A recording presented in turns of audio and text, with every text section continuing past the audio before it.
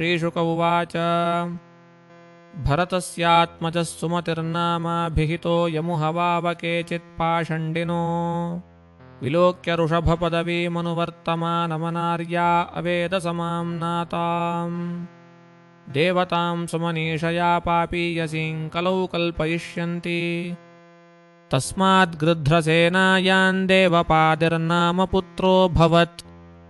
अथासुर्यान् तत्तनयो देवद्युम्नः ततो धेनुमत्यां सुतः परमेष्ठी तस्य सुवर्चलायां प्रतीह उपजातो य आत्मविद्यायां स्वयमखिलायां संसिद्धो महापुरुषमनुसस्मार प्रतीहात् सुवर्चलायां प्रतिहर्तादयस्त्रय आसन्निज्या कोविदाः सूनवः प्रतिहर्तुस्तुत्यां व्योमभूमानावजनिषाताम् व्योम्नऋषिकुल्यायामुद्गीतः प्रस्तोतादेवकुल्यायां प्रस्तोतुर्विरुरुत्सायां हृदयज आसीद्विभुः विभोरत्यां चतुषेण सस्तस्मान्नक्ताकूत्याञ्जज्ञे नक्ताद्रतिपुत्रो गयो राजर्षिप्रवर उदारश्रवा अजायत साक्षाद्भगवतो विष्णोर्जगदभिरक्षया गृहीतसत्त्वस्य कलात्मवत्ताभिलक्षणेन महापुरुषतां प्राप्तः स वै स्वधर्मेण प्रजापालनपोषणप्रीणनोपलालनानुशासनलक्षणेनेज्यादिना च भगवति महापुरुषे परब्रह्मणि सर्वात्मनार्पितपरमार्थलक्षणेन ब्रह्मविच्चरणानुसेवयापादितभगवद्भक्तियोगेन चाभीक्ष्णशः परिभावितविशुद्धसत्त्व उपरतानात्म्ये स्वात्मनि स्वयमुपलभ्यमानब्रह्मानुभावोऽपि निरभिमान एवावनिमजुगुपत् तस्येमां गाथां पाण्डवेयपुराविद उपगायन्ति गयन्नृपङ्कः प्रतियाति कर्मभिर्यज्वाभिमानी बहुविद्धर्मगोप्ता सदा गतश्रीः सदसस्पतिः सतां सत्सेवकोऽन्यो भगवत्कलामृते यमभ्यषिञ्चन् परया मुदा सतीः सत्याशिषो दक्षकन्याः सरिद्भिः यस्य प्रजानान् दुदुहे धराशिषो यथेप्सिता वै गुणवत्स्नुतोधाः छन्दांस्य कामस्य च यस्य कामान् दुदोहुराजह्रुरथो बलिनृपाः प्रत्यारता युधिधर्मे च विप्रा यस्याशिषः षष्ठमंशं प्रजाश्च यस्याध्वरे भगवानध्वरात्मा मघो निमाद्यत्युरुसोमपीठे श्रद्धा विशुद्धाचलभक्तियोगसमर्पितेज्या फलमाजहार यत्प्रीणनाद्बर्हिषि देवतिर्यङ्मनुष्यवीरुतृणमाविरिञ्चात् प्रीयेत सद्यः स हि विश्व एष प्रीतः स्वयं प्रीतिमगाद्गयस्य गयाज्जयन्त्याञ्चित्ररथस्वस्तिरवरोधन इति त्रयः पुत्रा बभूवुः चित्ररथादूर्जायां सम्राडजनिष्ट तत उत्कलायां मरीचिः मरीचेर्बिन्दुमत्यां बिन्दुमानुदपद्यत तस्मात् सुषेणायां मधुर्नामाभवत् मधोः सुमनस्यां वीरव्रतस्ततो व्रजायां मन्युप्रमन्यो जज्ञाते मन्योः सत्यायां भुवनस्ततो दोषायां त्वष्टा अजनिष्ट त्वष्टुर्विरजो विरोचनायां विरजस्य शतजित्प्रवरं पुत्रशतं कन्या च विषूच्यां किल जाता तत्रायं श्लोकः प्रय्यव्रतं वंशमिमं विरजश्चरमोद्भवः अकरोदत्यलङ्कीर्त्या विष्णुः सुरगणं यथा राजोवाच इत्युक्तस्त्वया भूमण्डलायामविशेषो यावदादित्यस्तपति यत्र चासौ ज्योतिषाङ्गणैश्चन्द्रमाः सह दृश्यते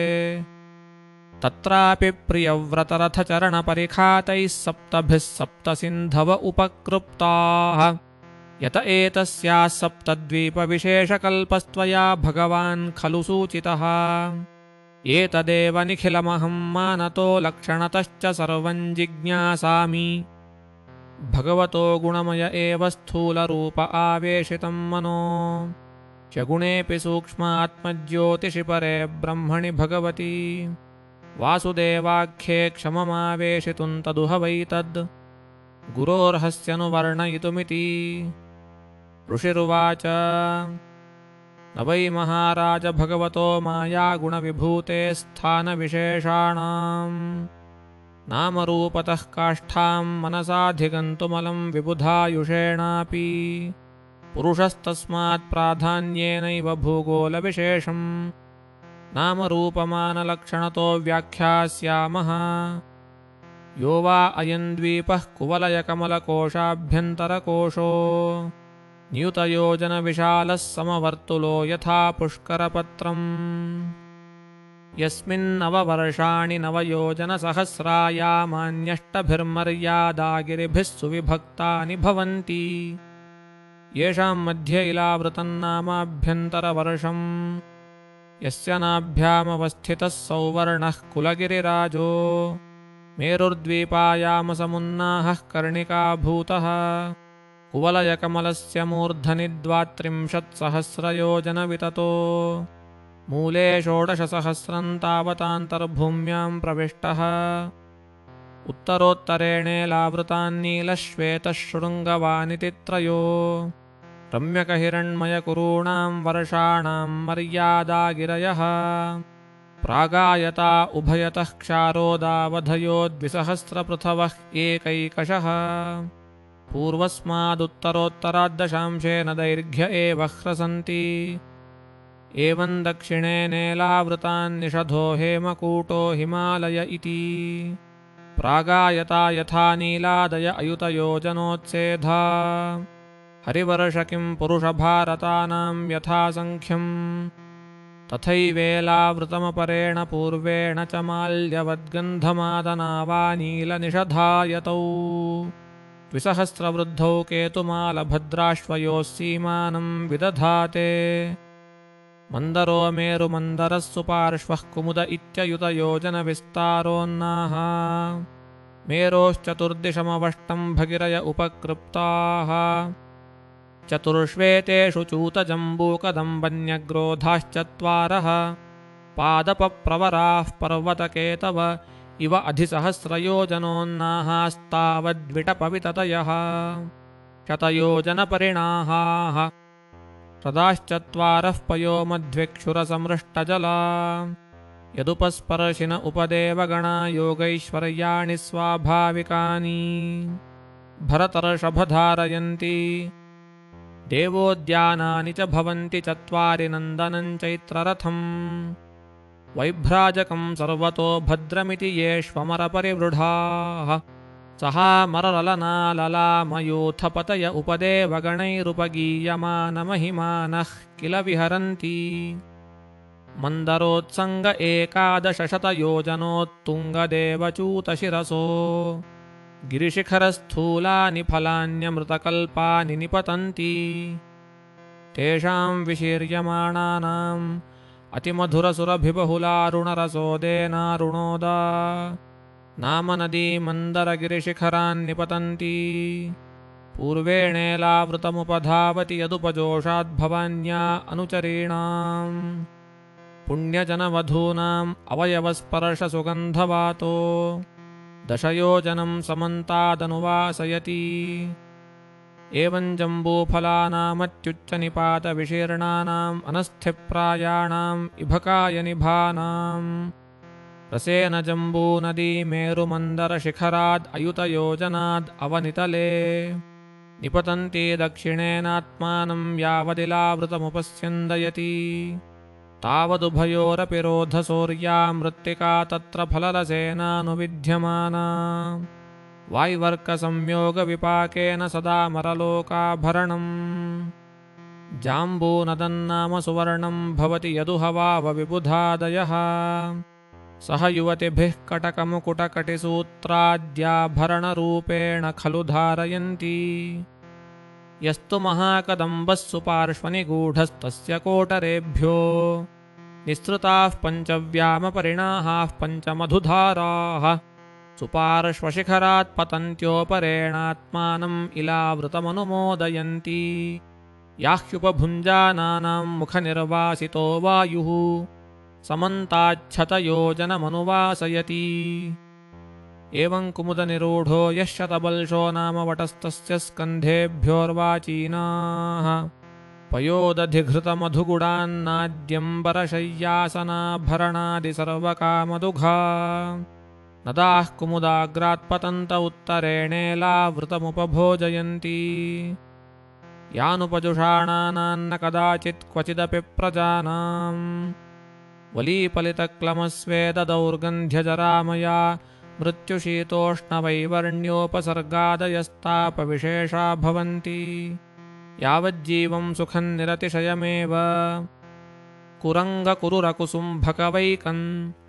कतत्रिकूटशिशिरपतङ्गरुचकनिषद्धशितिवासकपिलशङ्खवैदूर्यजारुधि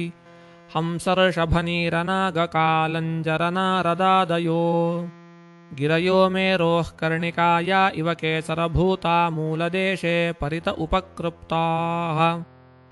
जठरदेवकूटौ मेरुं पूर्वेणाष्टादशयोजनसहस्रे उदगायतौ 2,000 पृथुत्तुङ्गौ भवतः एवमपरेण पवनपारियात्रौ दक्षिणेन कैलासकरवीरौ प्रागायतौ एवमुत्तरतः शृङ्गमकरौ इत्यष्टभिरेतैः परिस्तृतोऽग्निरिव परितो मेरुश्च कास्तिकाञ्चनगिरिः मेरोर्मूर्धनि भगवत आत्मयोनेरुपकृप्ताम् पुरीम् अयुतयोजनसाहस्रीं समचतुरस्रां शातकौम्भीं शतकोटिं वदन्ति तामनुपरितो लोकपालानामष्टानां यथा दिशं यथा रूपम् तुरीयभागेन पुरोष्टावुपक्लुप्ताः श्रीशुक उवाच तत्र भगवतः साक्षाद्यज्ञलिङ्गस्य विष्णोर्विक्रमतो वामपादाङ्गुष्ठनखनिर्भिन्नोर्ध्वाण्डकटाहविवरेणान्तः प्रविष्टा या बाह्यजलधारा तच्चरणपङ्कजावने जनारुणकिञ्जल् कोपरञ्जिताखिलजगदघमलापहोपस्पर्शनामला साक्षाद्भगवत्पदीत्यनुपलक्षितवचोभिरभिधीयमानातिमहता कालेन युगसहस्रोपलक्षणेन दिवो मूर्धन्यवततार यत्तद्विष्णुपदमाहुः यत्र हवाववीरव्रत औत्तानपादिः परमभागवतोऽस्मत्कुलदेवताचरणारविन्दोदकमिति यामनुसवनम् उत्कृष्यमाण भगवद्भक्तियोगेन दृढम् क्लिद्यमानान्तरहृदय औत्कण्ठ्याद्विवशामीलितलोचनयुगलकुड्मलविगलिता मलबाष्पकलयाभिव्यज्यमानरोमपुलककुलक अधुनापि परमादरेण शिरसा बिभर्ति ततऋषयस्तत्प्रभावज्ञा ऋषिलोकेयम् ननु तपस आत्यन्तिकी सिद्धिरेतावतीति भगवती सर्वात्मनि वासुदेवे नवरतभक्तियोगलाभेनैवोपेक्षितान्यार्थात्मगतयो मुक्तिमिवागतां मुमुक्षवः स बहुमानमेवाद्यापि जटाजूटैरुद्वहन्ति ततोऽनेकसहस्रकोटिविमानानीकसङ्कुलदेवयानेनावतरन्तीन्दुमण्डलमाप्लाव्य ब्रह्मसदने निपतति तत्र चतुर्धा भिद्यमाना चतुर्भिर्नामभिश्चतुर्दिशमभिस्यन्दति नदीनदपतिमेवाभिनिविशति सीतालकनन्दा चक्षुर्भद्रेति सीता तु ब्रह्मसदनात् केसरादृशिखरेभ्यो धोधः पतन्ति गन्धमादनमूर्ध्निपतित्वान्तरेण भद्राश्वं वर्षं प्राच्यां दिशि क्षाररससमुद्रं प्रविशति एवं माल्यवच्छिखरान्निष्पतन्त्यनुपरतवेगा केतुमालामभिचक्षुः प्रतीच्यान् दिशि सरित्पतिं प्रविशति भद्रा चोत्तरतो मेरुशिरसो निपतन्ति गिरिशिखराद्गिरिशिखरमतिहाय शृङ्गवतः शृङ्गादभिस्यन्दमाना उत्तरांस्तु कुरूनतिक्रम्योदीच्यां दिशि लवणार्णवं प्रविशति तथैवालकनन्दा दक्षिणेन तु ब्रह्मसदनाद्बहूनि गिरिकूटान्यतिक्रम्य निषधहेमकूटहिमकूटान्यतिरभसतररंहसा लुठन्ती भारतमभिवर्षन् दक्षिणस्यां दिशि जलनिधिम् प्रविशति अन्ये नदा नद्यश्च वर्षेऽस्मिन् सन्ति बहुशो मेर्वादिगिरिदुहितरः अत्रापि जम्बूद्वीपे भारतमेव वर्षं कर्मक्षेत्रम् अथान्यान्यष्टवर्षाणि स्वर्गिणां पुण्यशेषोपभोगस्थानानि भौमानि स्वर्गपदानि व्यपदिशन्ति येषु पुरुषाणामयुतवर्षायुषां देवकल्पानां नागायुतप्राणानां वज्रसंहननबलवयो मोदप्रमुदितमहासौरतनिरतनरवरावरोधमिथुनव्यवायापवर्गधृतैकगर्भकलत्राणां त्रेतायुगसमः कालो वर्तते यत्र ह देवपतयः स्वैर्गणनायकैर्विहितमहार्हणाः सर्वर्तुकुसुमस्तबकफलकिसलयः श्रिया आनम्यमानविटपलता विटपिभिरुपशोभमानरुचिरकाननाश्रमायतनवर्षगिरिद्रोणीषु तथा चामलजलाशयेषु विकचविविधवनरुहामोदमदमुदितराजहंसजलकुक्कुटकारण्डवसारसचक्रवाकादिभिः मधुकरनिकरारुतिभिरुपकूजितेषु जलक्रीडादिभिर्विविधविनोदैः सुललितसुरसुन्दरीणां कामकलिलविलासहासलीलावलोकाकृष्टमनोदृष्टयः स्वैरङ्किल विहरन्ति नवस्वपि वर्षेषु भगवान्नारायणो महापुरुषः पुरुषाणामनुग्रहायात्मतत्त्वव्यूहेनाद्यापि सन्निधीयते इलावृते तु भगवान् भव एक एव पुमान् न ह्यन्यस्तत्र निविशति भवान्याः शापनिमित्ततः प्रविश्य स्त्रीभावस्तत्पश्चाद्वक्ष्यामः भवानीनाथैस्त्रीगणार्बुदसहस्रैरवरुध्यमानो भगवतश्चतुर्मूर्तेर्महापुरुषस्य तुरीयान्तामसीं मूर्तिं प्रकृतिमात्मनः सङ्कर्षणसंज्ञाम् आत्मसमाधिरूपेण सन्निधायैतदभिगृणन् भव उपधावति भव उवाच ॐ नमो भगवते महापुरुषाय सर्वगुणसङ्ख्यातायानन्ताय व्यक्ताय नम इति भजे भजन्यारुणपादपङ्कजं भगस्य कृत्स्नस्य परम्परायणम् भक्तेष्वलं भावितभूतभावनं भवापहं त्वां भवभावमीश्वरम् न यस्य मायागुणचित्तवृत्तिभिर्निरीक्षितो ह्यण्वपि दृष्टिरज्यते ईशो यथा नोदितमन्युरंहसाङ्कस्तन्न मन्येत जिगीषुरात्मनः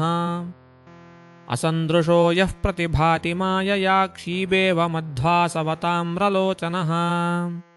ननागवध्वोर्हणमीशिरे हि या यत्पादयोः स्पर्शनधर्षितेन्द्रियाः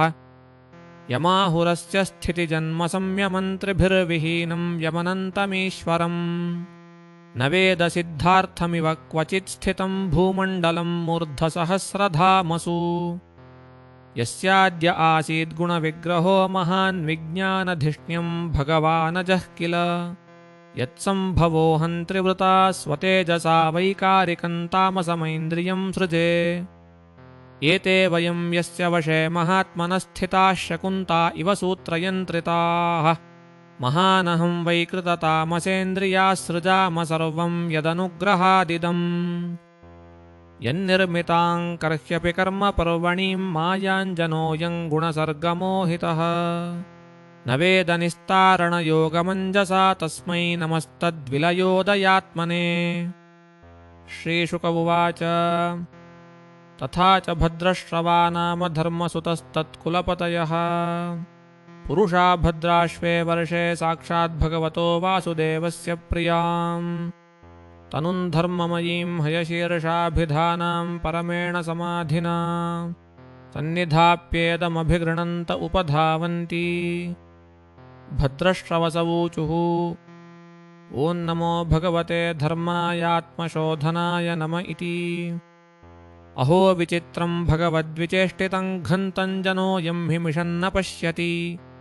ध्यायन्न सद्यर्हि विकर्म सेवते निर्हृत्य पुत्रः पितरं जिजीविषुः वदन्ति विश्वं कवयश्च नश्वरं पश्यन्ति चाध्यात्मविदो विपश्चितः तथापि मुह्यन्ति तवाजमायया सुविस्मयं कृत्य विदन्नता स्म तम् विश्वोद्भवस्थाननिरोधकर्म ते ह्यकर्तुरङ्गीकृतमप्यपावृतम् युक्तन्न चित्रं त्वयि कार्यकारणे सर्वात्मनि व्यतिरिक्ते च वस्तुनि वेदान्युगान्ते तमसा तिरस्कृतान् रसातलाद्यो नृतुरङ्गविग्रहः प्रत्याददे वै कवयेऽभियाचते तस्मै नमस्ते वितथे हितायते हरिवर्षे च भगवान् नरहरिरूपेणास्ते तद्रूपग्रहणनिमित्तमुत्तरत्राभिधास्यामः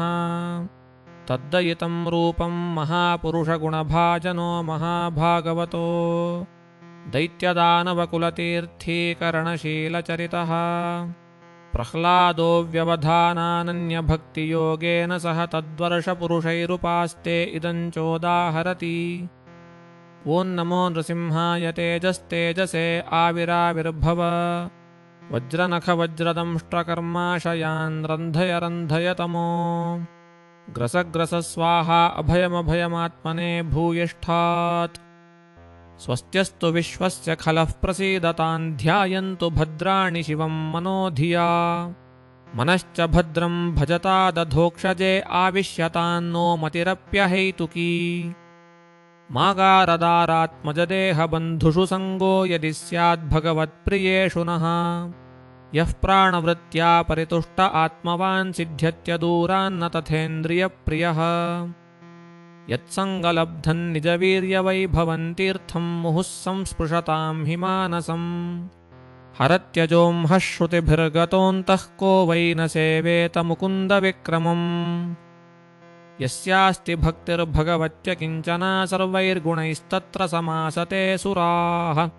हरावभक्तस्य कुतो महद्गुणा मनोरथेनासति धावतो बहिः हरिर्हि साक्षाद्भगवान् शरीरिणामात्मा झषाणामिवतोऽयमीप्सितः हित्वा महान्तं यदि सज्जते गृहे तदा महत्त्वं वयसा दम्पतीनाम् तस्माद्रजो रागविषादमन्युमानस्पृहा भयदैन्याधिमूलम् हित्वा गृहं संसृतिचक्रवालं नृसिंहपादं भजता कुतो भयम् इति केतुमाले भगवान् कामदेवस्वरूपेणास्ते लक्ष्म्याः प्रियचिकीर्षया प्रजापतेर्दुहितॄणां च तद्वर्षपतीनां पुरुषायुषाहोरात्रपरिसङ्ख्यानानां व्यासाङ्गर्भा महापुरुषमहास्त्रतेजसोद्वेजितमनसां विध्वस्ता व्यसवः संवत्सरान्ते निपतन्ति अतीव सुललितगतिविलासविलसितरुचिरहासलेशावलोकलीलया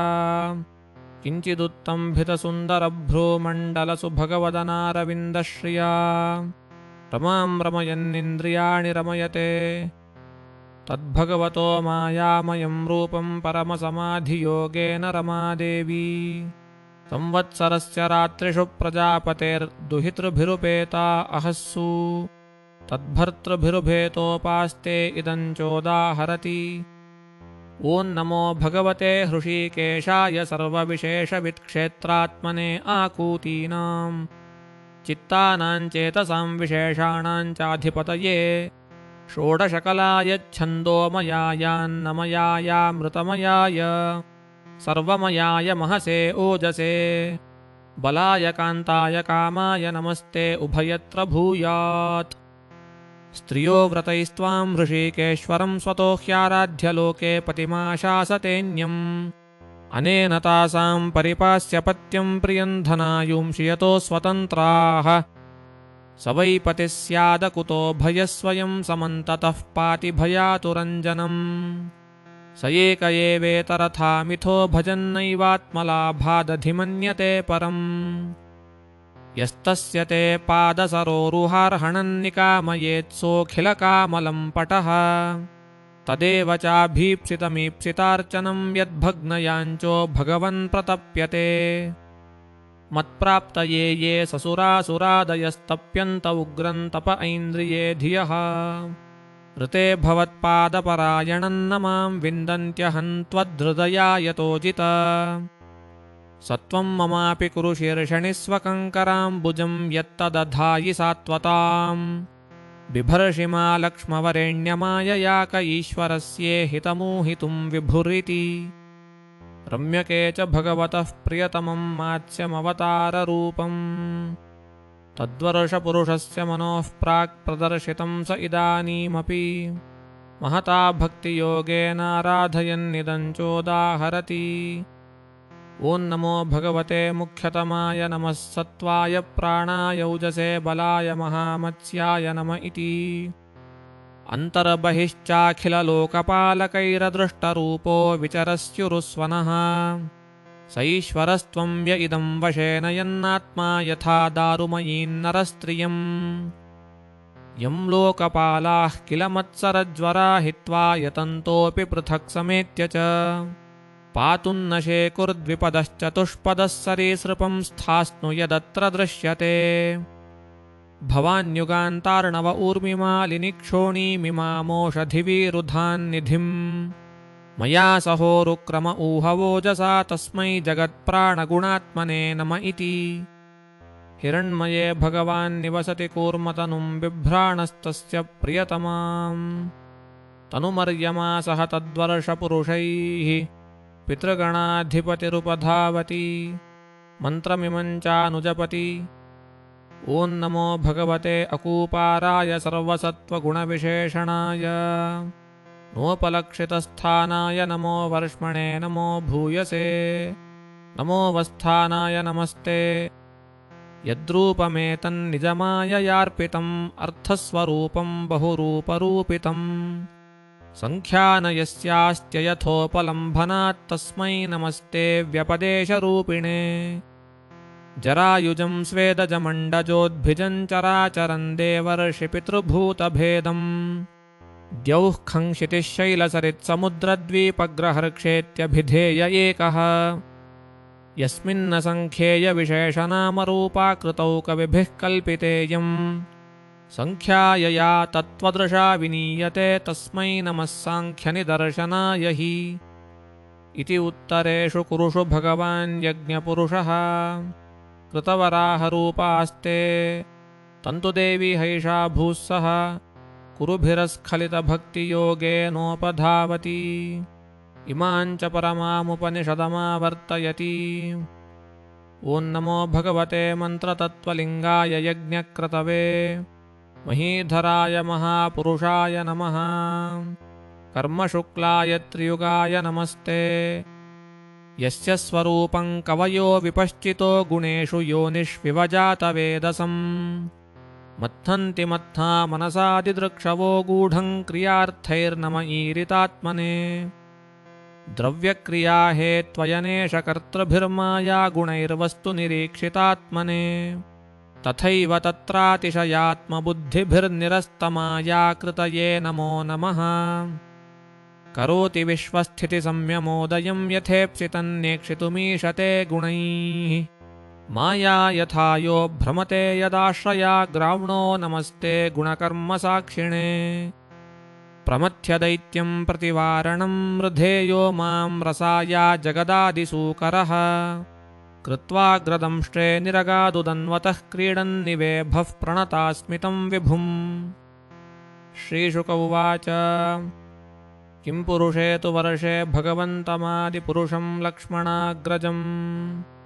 सीताभिरामं रामं तच्चरणसन्निकर्षाभिरतः परमभागवतो हनूमान् सह किं पुरुषैरविरतभक्तिरुपास्ते आर्ष्टिशेणेन सह गन्धर्वैरनुपगीयमानां परमकल्याणीं भर्तृभगवत्कथां समुपशृणोति स्वयं चेदङ्गायति ॐ नमो भगवत उत्तमश्लोकाय नम आर्यलक्षणशीलव्रताय नम उपाश्रितात्मने नमः साधुवादनिकर्षणाय नमो ब्रह्मण्यदेवाय महापुरुषाय महाराजाय नम इति यत्तद्विशुद्धानुभवमात्रमेकं स्वतेजसाध्वस्तगुणत्र्यवस्थम् प्रत्यक्प्रशान्तं सुधियोपलम्भनमनामरूपं निरहं प्रपद्ये मर्त्यावतारस्त्विह मर्त्यशिक्षणं रक्षोवधायैव न केवलं विभोः कुतोऽन्यथा स्युरमतः स्व आत्मन् सीताकृतानि व्यसनानीश्वरस्य न वै सात्मात्मवतामधीश्वरो भुङ्क्ते हि दुःखं भगवान् वासुदेवः न स्त्रीकृतं कश्मलमश्नुवीत न लक्ष्मणं चापि जहाति कर्हिचित् न जन्मनूनं महतो न सौभगन्न चाङ्गबुद्धिर्नाकृतिस्तोषहेतुः तैर्यग्विसृष्टानपि नो वनौकसश्चकार सख्ये बत लक्ष्मणाग्रजः सुरोऽसुरो वाथ नरोऽथ वानरः सर्वात्मना यः सुकृतज्ञमुत्तमम् भजेत रामं मनुजाकृतिं हरिं य उत्तराननयत् कोसलान् दिवम् इति भारतेऽपि वर्षे भगवान् नरनारायणाख्यः आकल्पान्तमुपचितधर्मज्ञानवैराग्यैश्वर्योपशमो परमात्मोपलम्भोऽनुग्रहायात्मवतामनुकम्पया तपोव्यक्तगतिश्चरति तं भगवान्नारदो वर्णाश्रमवतीभिर्भारतीभिः प्रजाभिर्भगवत्प्रोक्ताभ्यां साङ्ख्ययोगाभ्यां भगवदनुभावोपवर्णनम् सावर्णेरुपदेक्ष्यमाणः परमभक्तिभावेनोपसरति इदं चोदाहरति ॐ नमो भगवत उपशमशीलायोपरतानात्म्याय किञ्चन वित्ताय ऋषिऋषभाय नरनारायणाय परमहंसाय परमगुरवे आत्मारामाधिपतये नमो नम इति गायति चेदम् कर्तास्य सर्गादिषु यो न बध्यते न हन्यते देहगतोऽपि दैहिकैः द्रष्टुर्न दृग्यस्य गुणैर्विदुष्यते तस्मै नमोऽसक्तविविक्तसाक्षिणे इदं हि योगेश्वरयोगनैपुणं हिरण्यगर्भो भगवान् जगादयत् यदन्तकाले त्वयि निर्गुणे मनो भक्त्या निधायोज्यति दुष्कलेवरम् यथैहिकामुष्मिककामलं पटः सुतेषु दारेषु धनेषु चिन्तयन् शङ्केत विद्वान् कुकलेवरात्ययाद्यस्तस्य यत्नः श्रम एव केवलम् तन्नः प्रभो त्वं कुकलेवरार्पितान् त्वन्माययाहं ममतामधोक्षज भिन्द्यामयेनाशु वयं सुदुर्भिदां विधेहि योगं त्वयि नः सुभावितमिति भारतेऽप्यस्मिन् वर्षे सरिच्छैलाः सन्ति बहवो मलयो मन्दरप्रस्थो मैनाकस्त्रिकूटऋषभः कनकः कोसलः सह्यो वेदगिरिः ऋष्यमूकः श्रीशैलो वेङ्कटो महेन्द्रो वारिधारो विन्ध्यः शुक्तिमान् वृक्षगिरिः पारियात्रो द्रोणश्चित्रकूटो गोवर्धनो रैवतकः ककुभो नीलः कोकामुख इन्द्रकीलको हिमगिरिरिति चान्ये च शतशः सहस्रशः शैलास्तेषाम् नितम्बप्रभवा नदा नद्यश्च सन्त्यसङ्ख्याताः एतासामपो भारत्यः प्रजानामभिरेव पुनन्तीनामात्मना चोपस्पृशन्ति चन्द्रवटा ताम्रपर्णी अवटोदका कृतमाला वैहायसी कावेरी वेणीपयोदा यमुना सरस्वती शर्करावर्ता तुङ्गभद्रा कृष्णा भीमरथी गोदावरी निर्विन्ध्यापयोष्णी तापी सुरसा नर्मदा चर्मण्वती सिन्धु अन्धः शोणश्च महानदौ वेदस्मृतिः ऋषिकुल्या त्रिसोमा कौशिकी मन्दाकिनी दृषद्वती गोमती सरयूः ओघवती सप्तवती घोषणा सुषोमा शतमाला चन्द्रभागा शुतुद्री मरुद्वृधा वितस्ता असिक्नी विश्वेति महानद्यः अस्मिन्नेव वर्षे पुरुषैर्लब्धजन्मभिः क्ललोहितकृष्णवर्णेन स्वारब्धेन कर्मणा दिव्यमानुषनारकतयो बह्व्य आत्मन आनुपूर्वेण सर्वा ह्येव सर्वेषां विधीयन्ते यथा वर्णविधानमपवर्गश्चापि भवति योऽसौ भगवति सर्वभूतात्मन्यनात्म्ये निरुक्ते निलयने परमात्मनि वासुदेवेऽनन्यनिमित्तभक्तियोगलक्षणो नानागतिनिमित्ता विद्याग्रन्थिरन्धनद्वारेण यदा हि महापुरुषसङ्गतिः एतदेव हि देवा गायन्ति अहो बतैषां किमकारिशोभनं प्रसन्न येषां स्विदुतः स्वयं हरिः यैर्जन्मलब्धं नृषु भारताजिरे मुकुन्दसेवौपयिकं स्पृहात्मभिः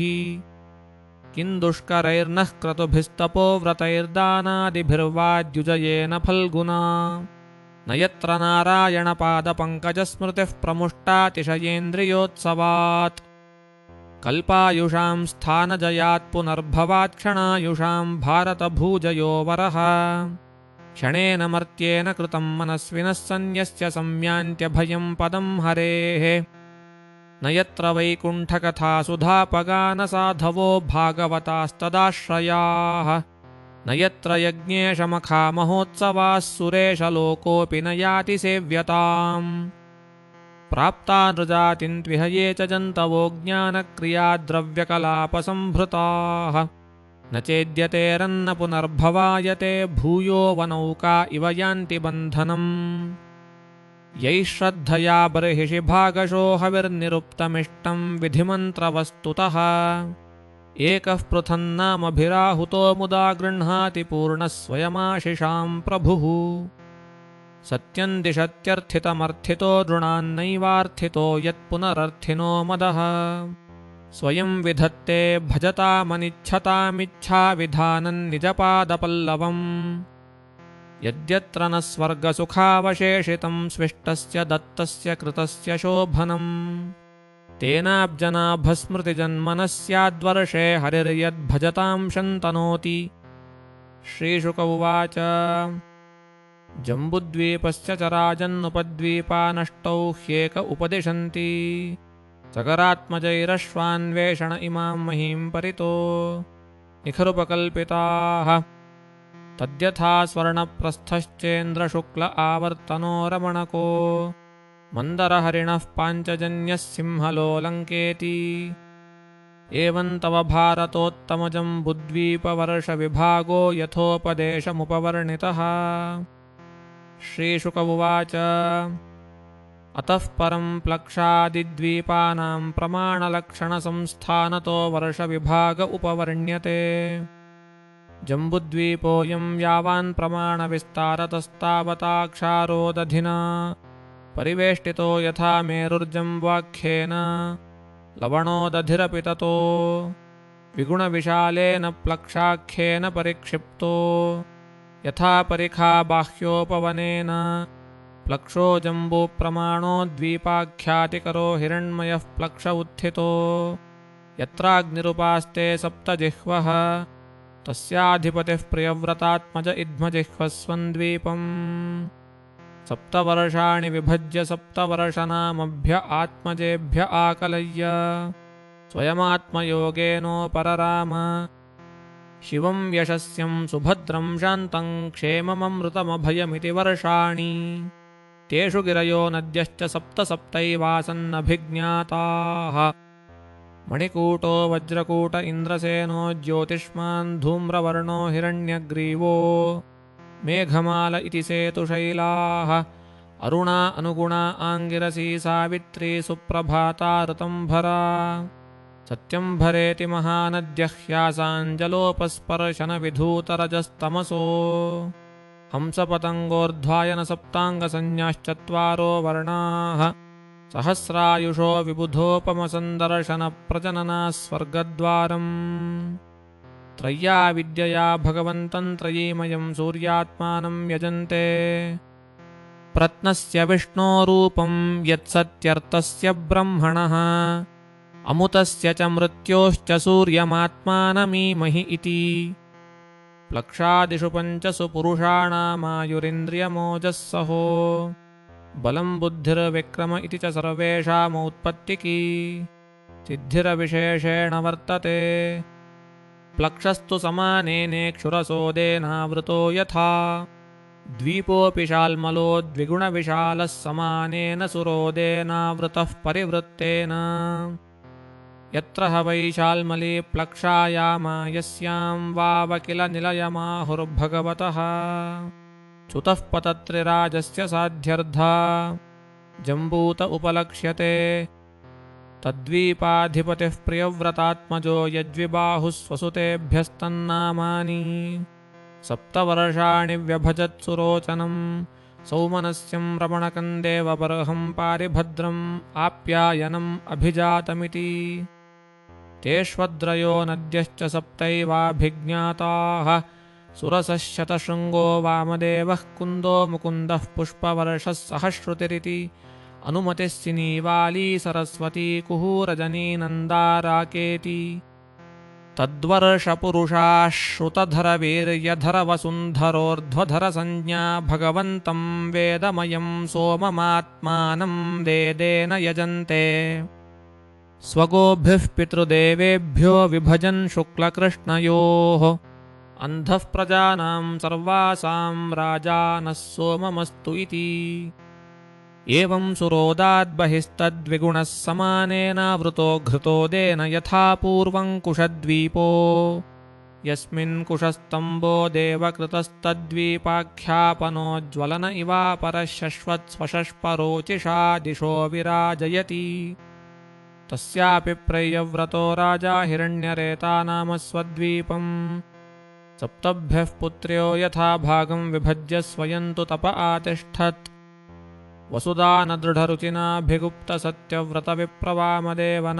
वसुदानदृढरुचिनाभिगुप्तसत्यव्रतविप्रवामदेवनामभ्यस्तेषाम् वर्षेषु सीमागिरयो नद्यश्चाभिज्ञाताः सप्त सप्तैव तु बभूवुः चक्रशृङ्गः कपिलश्छिन्नकूटो देवानीक ऊर्ध्वरोमा द्रविण इति रसकुल्या मधुकुल्या श्रुतविन्दा मित्रविन्दा देवगर्भा घृतच्युता मन्त्रमालेति नद्यः यासां पयोभिः कुशद्वीपौकसः कुशलकोविदाभियुक्तकुशलकसंज्ञा भगवन्तं जातवेदस्वरूपिणं कर्मकौशलेन यजन्ते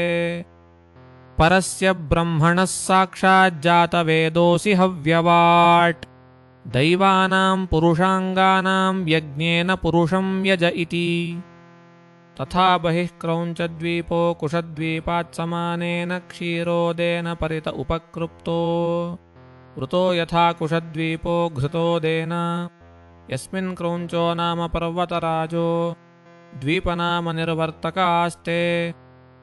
योऽसौ गुहप्रहरणोन्मथितनितं बकुञ्जोऽपि क्षीरोदेनासिच्यमानो भगवता वरुणेनाभिगुप्तो विभयो बभूव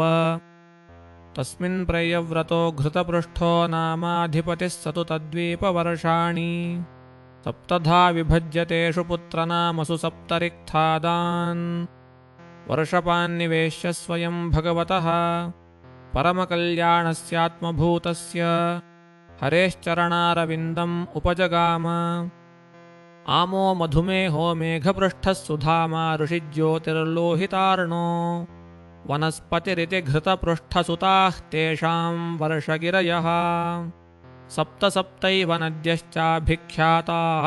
शुक्लो वर्धमान उपबर्हण उपभोजनो नन्दो नन्दनः सर्वतो भद्र इति अभयामृतौघा आर्यका तीर्थवती रूपवती पवित्रा शुक्लेति यासामम्भः पवित्रममलमुपयुञ्जाना गुरुषभद्रविणदेवकसंज्ञा वर्षपुरुषा अम्मयम् देवमपां पूर्णेनाञ्जलिना यजन्ते आपः पुरुषवीर्याश्च पुनन्तीर्भूर्भुवः सुवः तानः पुनीयुरघघ्नीः संस्पृशेतात्मना भवे इति एवं परस्ताक्षीरोदात्परित उपवेशितः शाकद्वीपो 32,00,000 समानेन च दधिमण्डोदेन परित उपक्लुप्तो यस्मिन् हि शाको नाम महीरुहः स्वक्षेत्रव्यपदेशको यस्य हि महान् सुरभिगन्धस्तद्वर्षमनुवासयति तस्यापि प्रयव्रत एवाधिपतिर्नाम्ना मेधातिथिः सोऽपि विभज्य सप्तवर्षाणि पुत्रनामानि तेषु स्वात्मजान् पुरोजवमनोजववेपमानधू व्रानीकचित्ररथबहुरूपविश्वधारसंज्ञान् निधायाधिपतीन् स्वयं भगवत्यनन्त आवेशितमतिस्तपोवनं प्रविवेश तेषु वर्षमर्यादागिरयो नद्यश्च स सप्त एव ईशान उरुशृङ्गो बलभद्रः शतकेसरः सहस्रस्रोतो देवपालो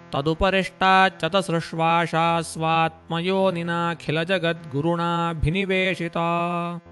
ये द्विरदपतय ऋषभः पुष्करचूडो वामनोपराजित इति सकललोकस्थितिहेतवः तेषां स्वविभूतीनां महेन्द्रादीनां लोकपालानां विविधवीर्योपबृंहणाय भगवान् परममहापुरुषो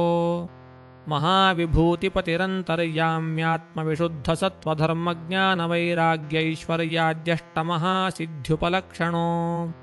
विश्वक्सेनादिभिः स्वपार्षदप्रवरैः परिवारितो निजवरायुधोपशोभितैर्भुजदण्डैः सन्धार्यमाणस्तस्मिन्